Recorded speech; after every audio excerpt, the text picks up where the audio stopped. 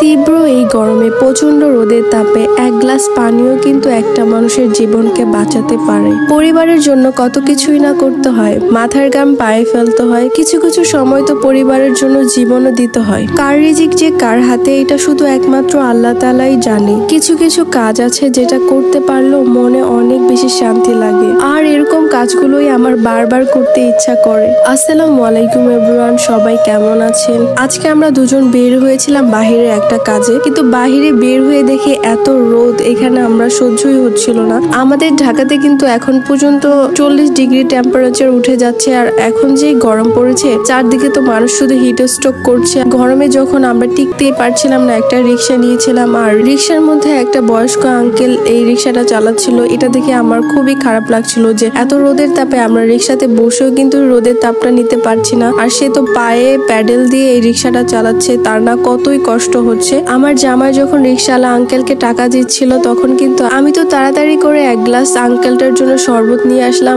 গরমের মধ্যে এই আঙ্কেলটা এক গ্লাস শরবত পেয়ে কতটা যে খুশি হয়েছে তার চোখ মুখ দেখে কিন্তু বোঝা যাচ্ছে, আর এটা দেখে আমারও খুবই ভালো লাগছিল। তাই আমরা দুজন মিলে আজকে প্ল্যান করলাম এই রিক্সাওয়ালা মামারা যারা ঘাম জড়িয়ে এই রোদের মধ্যে পরিশ্রম করছে সবাইকে এক গ্লাস করে ফ্রিতে শরবত খাওয়াবো। আজকে যেহেতু আমরা বাসা থেকে একদমই প্ল্যান করে বের হইনি, এর জন্য কিন্তু এই শরবতের পুরো দোকানটাই আমরা কিনে নিলাম। ওনারা এখানে দুই ধরনের শরবত বানায়, একটা হচ্ছে লেবুর শরবত আর একটা হচ্ছে ট্যাঙ্কের শরবত। আমরা কিন্তু আজকে ওনাদের সবাইকে ম্যাঙ্গো ট্যাঙ্কের শরবতটাই খাওয়াবো। শরবতওয়ালা মামারা এখানে কিন্তু দুইজন ছিল, তো ওনারা কিন্তু আমাদেরকে অনেক বেশি হেল্প করছিল, শরবত বানিয়ে বানিয়ে দিচ্ছিল, আর আমরা কিন্তু সবাইকে এক এক করে দিচ্ছিলাম। এখানে কিন্তু আমার জামাইও সেও শরবত বানাচ্ছিল। আমরা যেহেতু দুজনেই বের হয়েছি, দুজনের পক্ষে তো এত এত মানুষের শরবত বানানো সম্ভব না। আমাদের সাথে কিন্তু এই দুইটা মামা অনেক হেল্প করছিল, আর ওনারা বানিয়ে দিচ্ছিল, আর আমি একজন একজন করে কিন্তু ডাকছিলাম আর সবাইকে শরবত দিচ্ছিলাম।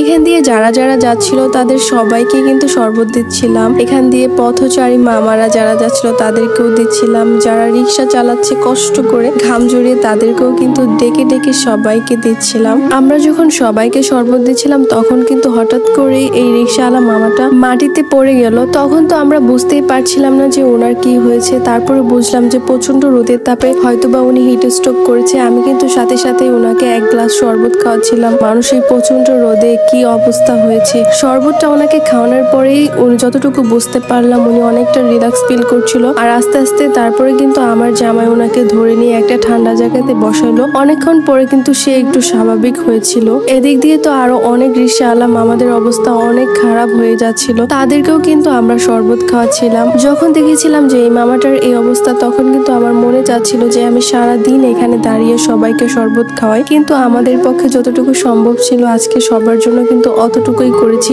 আনলিমিটেড হচ্ছে শরবত খাইয়েছিলাম এখানে। তো মামার দোকানে যতটুকু শরবত ছিল ততটুকু তো খাইয়েছি, এরপরেও আরো অনেকগুলা বানায় হচ্ছে এখানে খাওয়াইলাম। প্রায় 100 গ্লাসের মতন কিন্তু আমরা সবাইকে শরবত খাইয়েছিলাম। আমরা কিন্তু একটা জায়গাতে স্থির রেখে এই শরবতটা খাওয়াই নেই, আমরা কিন্তু কিছুক্ষণ পর পর জায়গা পরিবর্তন করে এই শরবতটা সবাইকে দিচ্ছিলাম। আর এরকম কাজ করলে কিন্তু অনেক বেশি মনের মধ্যে একটা শান্তি ফিল হয়। আল্লাহ তাআলা কার রিজিক যে কার হাতে লিখেছে সেটা কিন্তু একমাত্র আল্লাহই জানে। আজকে কিন্তু 100 জন মানুষকে এইভাবে সবাইকে এক গ্লাস করে শরবত খাইয়েছি, এটা খাইয়ে কিন্তু অনেক বেশি আমাদের ভালো লাগছিল। আর এরকম করে যেন আমরা অনেক মানুষকে খাওয়াতে পারি আর তাদের পাশে দাঁড়াতে পারি, সবাই অনেক বেশি দোয়া করবেন। অনেকেই তো বলবেন এগুলো ভিডিও করে আবার লুক দেখানোর কি দরকার। আপনারা তো অনেকেই আছেন যারা আমাদেরকে অনেক ভালোবাসেন, প্রতিটা কাজই তো আপনাদের সাথে শেয়ার করি, আর আপনাদের মধ্যে থেকে যদি 10 জন লোকও আমাদের এই কাজগুলো দেখে আপনারা নিজেরা করেন, আর এটাই হচ্ছে আমাদের সার্থকতা।